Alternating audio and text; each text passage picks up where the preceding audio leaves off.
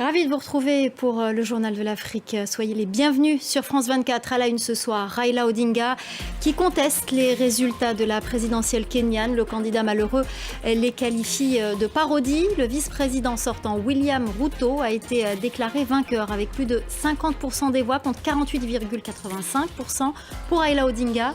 La correspondance à Nairobi dans ce journal. La courte visite de Macky Sall au Tchad, le président sénégalais, président en exercice de l'Union africaine, s'est rendu à N'Djamena. Il a rencontré le président du Conseil militaire de la transition, Mahamat Idriss Déby. Au cœur des discussions, la transition en cours dans le pays. Les détails à suivre. Enfin, on va s'intéresser ce soir à la dépigmentation volontaire, un phénomène qui a toujours inquiété et qui s'étend.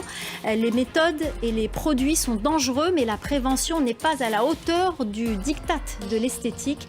On en parle à la fin de ce journal avec notre invitée Anne-Laure Verndoy, auteure de Décoloré.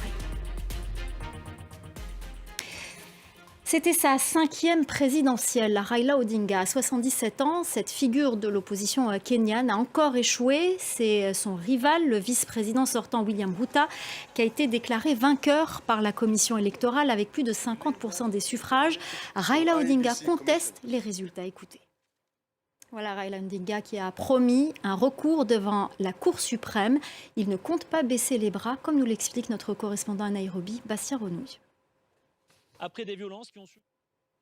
Le ballet diplomatique au Tchad, à 3 jours de l'ouverture du dialogue national, Macky Sall, le président sénégalais, président en exercice de l'Union africaine, a effectué un court séjour à N'Djamena où il s'est entretenu avec le président du Conseil militaire de la transition, Mahamat Idriss Déby. Au cœur des discussions, la transition. Les précisions de notre correspondant Mamadou Djimtebaye.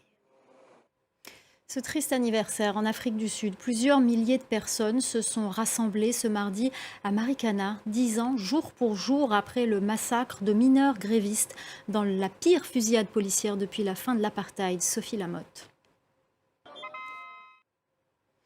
On en vient à ce litige entre l'équipementier français, le Coq Sportif et la Fédération camerounaise de football. La FECAFoot a signé un contrat de 3 ans avec l'équipementier américain One All Stars, alors que son contrat avec le Coq Sportif est en cours jusqu'à 2023. La marque française compte bien obtenir réparation devant la justice. Les détails de notre correspondant à Yaoundé, Marcel Amoko. Et ce soir, on va vous parler de la dépigmentation volontaire, un phénomène qui existe sur tous les continents et qui fait des dégâts en Afrique. Les méthodes utilisées sont dangereuses, mais le matraquage publicitaire et le diktat de l'esthétique l'emportent souvent sur la peur des effets secondaires. Pour en parler, nous recevons ce soir Anne-Laure Verndoy, auteure de Décoloré, qui revient justement sur ce phénomène. Merci beaucoup Anne-Laure Verndoy d'être avec nous. Merci pour l'invitation. Alors, la première question qu'on a envie de vous poser, c'est... Pourquoi vous avez décidé de faire ce livre qui est complet, cet ouvrage qui parle de justement cette dépigmentation volontaire, ses effets secondaires, les méthodes, etc.